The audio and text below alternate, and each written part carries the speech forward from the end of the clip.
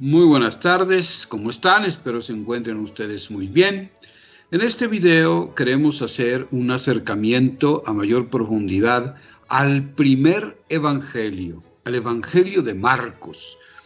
Conocer un poco a mayor profundidad quién lo escribió, para quién iba dirigido, cuál era la intención del escritor, cuándo se redactó, en dónde, cuáles son las principales líneas teológicas que lo estructuran, en fin, un conocimiento, una aproximación general, pero con información suficiente para que el lector que se acerca por primera vez a este maravilloso evangelio pueda tener unas líneas conductuales, unas líneas que le permitan sacar mayor provecho de la lectura de este evangelio.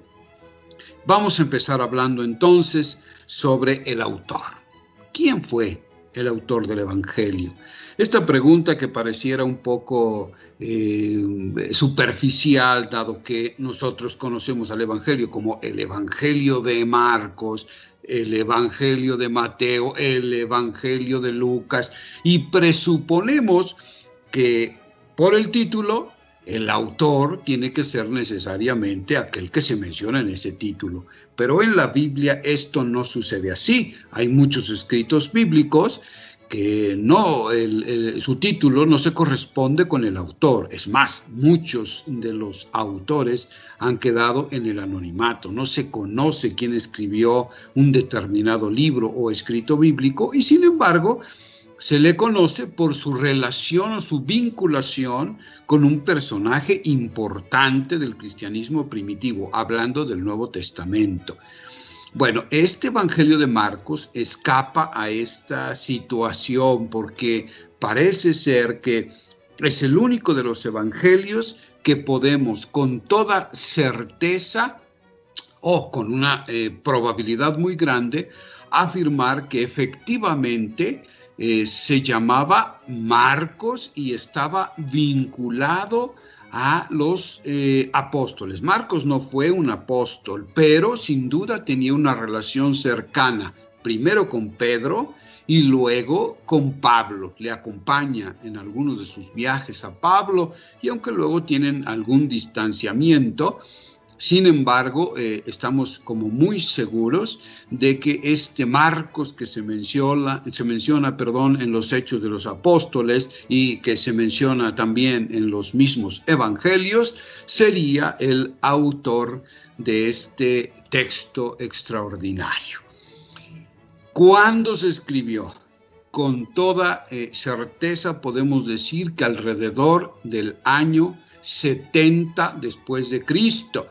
En una época muy complicada para el cristianismo y en términos generales para el pueblo de Israel, porque en el año 70 es invadido el territorio por el emperador romano, que después de soportar las escaramuzas de la guerra de los judíos en el año 66, 4 años después, en el año 70, deciden intervenir con toda la fuerza del imperio para destruir el territorio, ocuparlo definitivamente por la fuerza, destruir el templo de Jerusalén y expulsar a la mayor parte de los pobladores. Fue un año verdaderamente difícil, complicado, doloroso para el pueblo de Israel y para los cristianos que son expulsados del territorio de Judea y Galilea.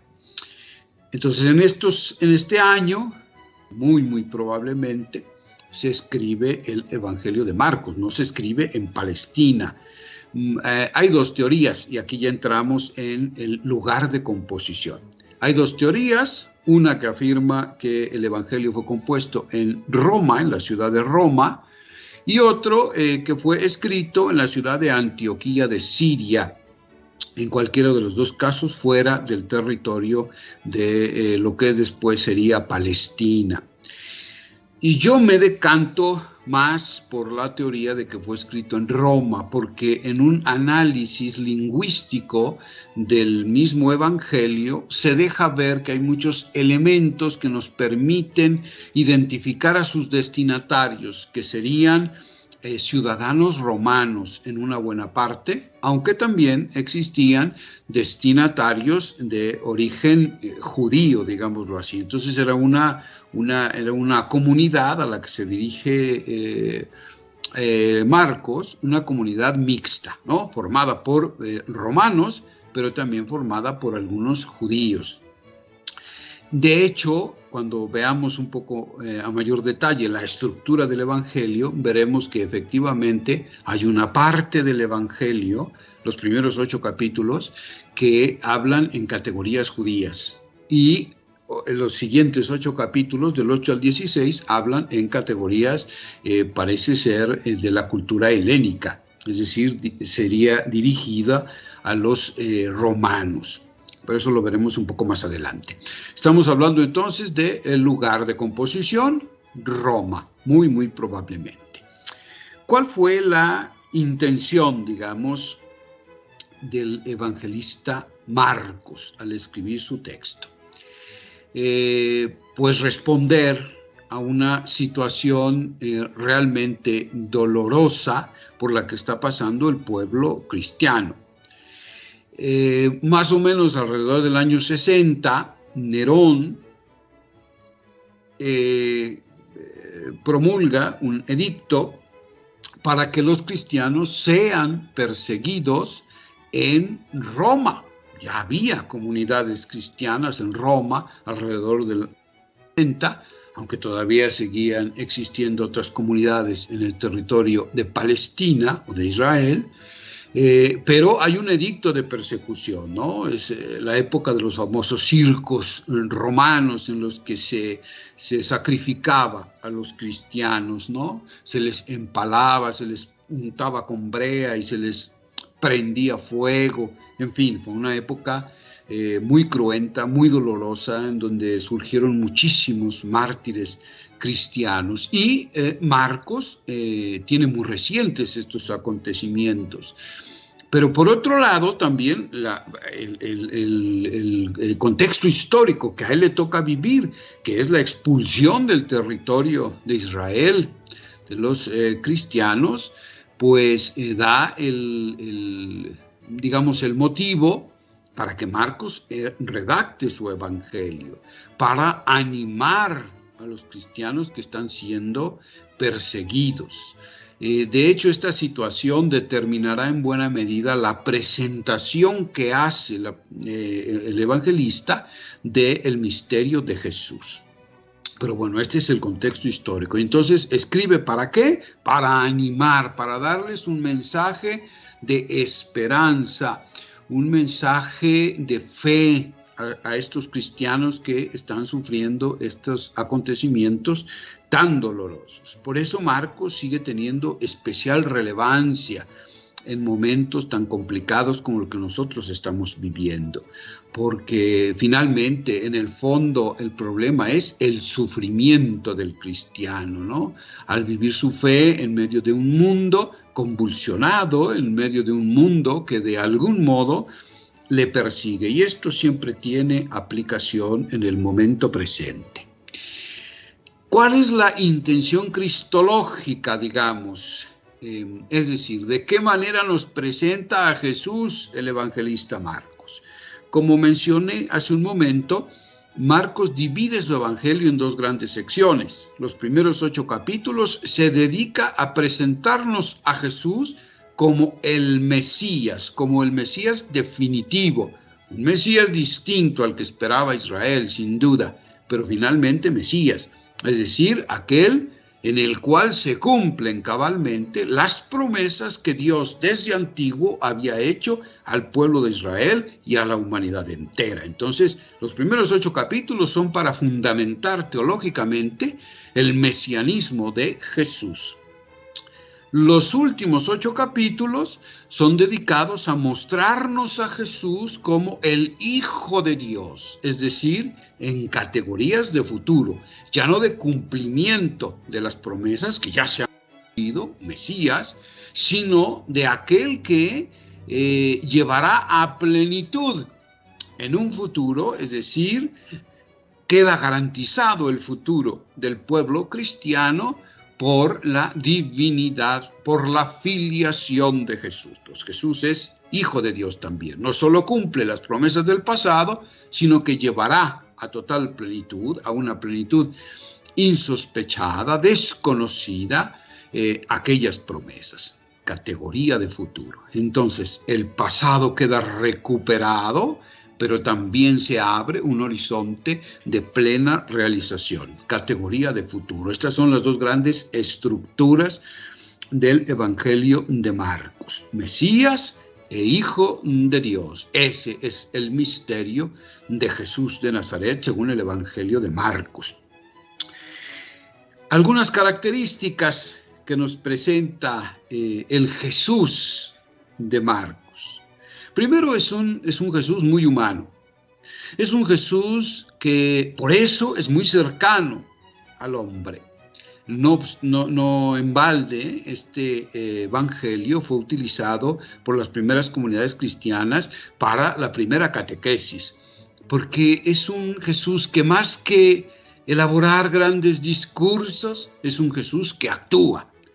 Y entonces esto tiene una implicación espiritual inmediata. El discípulo es invitado no a ser un discípulo solo de palabra, sino a ser un discípulo en acción, un misionero en acción, diríamos nosotros hoy, ¿no? Entonces, la primera característica de este Jesús es un Jesús que habla poco, pero que actúa mucho.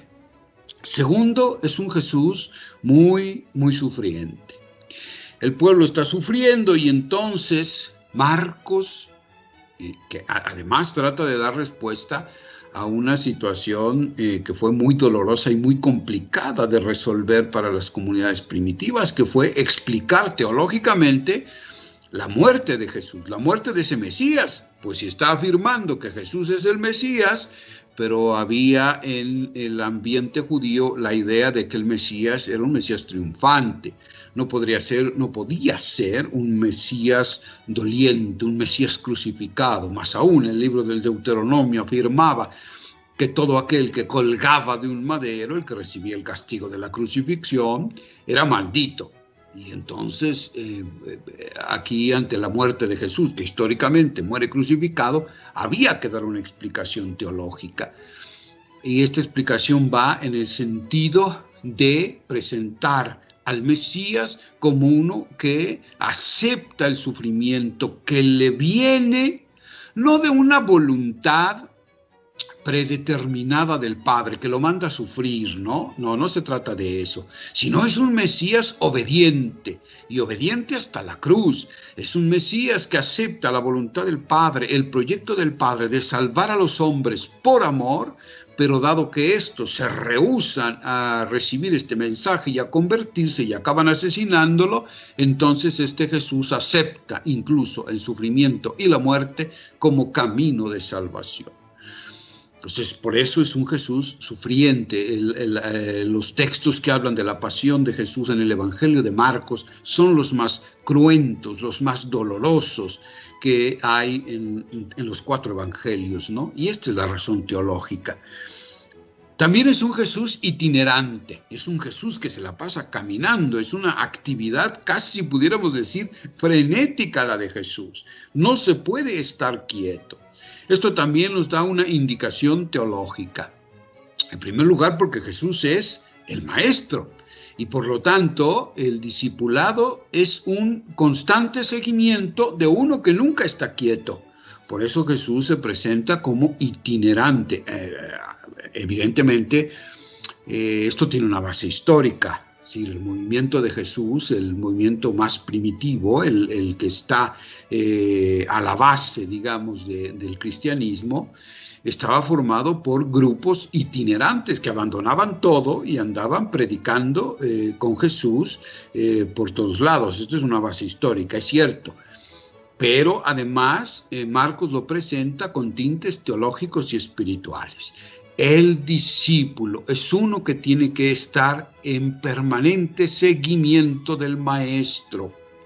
Entonces, el discipulado es todo lo contrario al quietismo, ¿no? A la pasividad, al esperar pasivamente a que las cosas cambien. No, el reino de Dios ha de llegar porque el discípulo es uno que está en permanente actividad para construir en la historia las categorías necesarias para que el reinado de Dios se haga posible. Entonces, estas son como las características principales, esenciales, que nos podrán ayudar a tener una lectura provechosa del Evangelio de Marcos. Pues hasta aquí llega mi reflexión. Muchísimas gracias por su atención y nos veremos en un próximo video. Gracias.